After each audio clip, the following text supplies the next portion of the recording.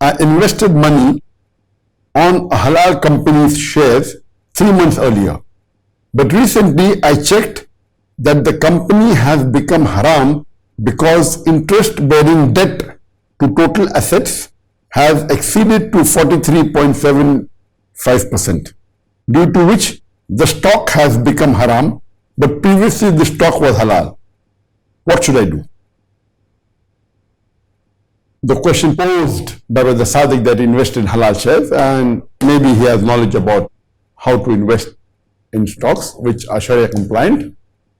And when he bought these shares 3 months earlier, these shares were halal. But now when he checked up, he came to know that the interest-bearing ratio or the debt ratio has increased to more than 43%, 43.75%.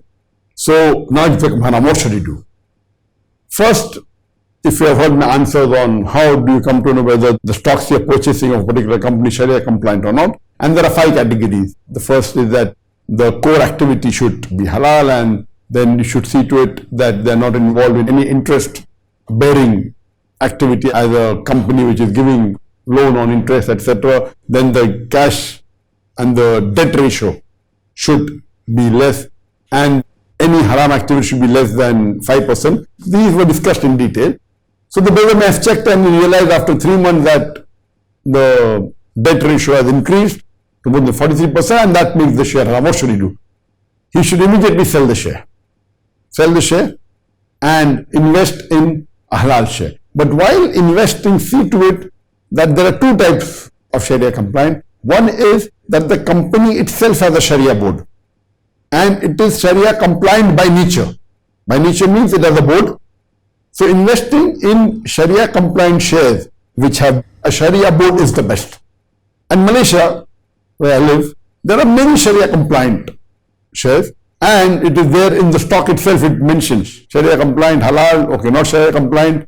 In India, there are very few which have Sharia board, etc. Hardly any. But even if it doesn't have a Sharia board, it can be Sharia compliant by nature because it may not be a debt company, it may not be taking loans, the core activity may not be haram, it may be dealing with maybe pharmaceuticals. So by nature it can be. So some companies by nature, if they don't have a Sharia board also, it can remain halal. But some companies can keep on changing, like the one you said. Invest in a company and that company has got involved into debt.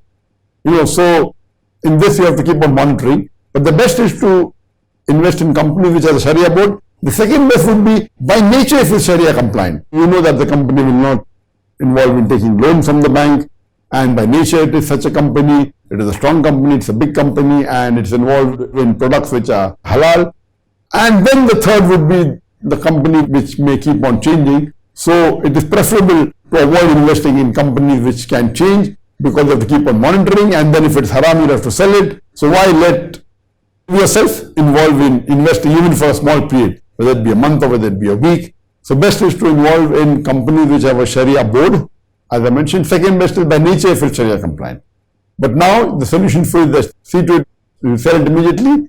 If you want to continue investing in Sharia compliant shares, see to it that you invest in a company which has a Sharia board, or by nature it is Sharia compliant. Hope that answers the question.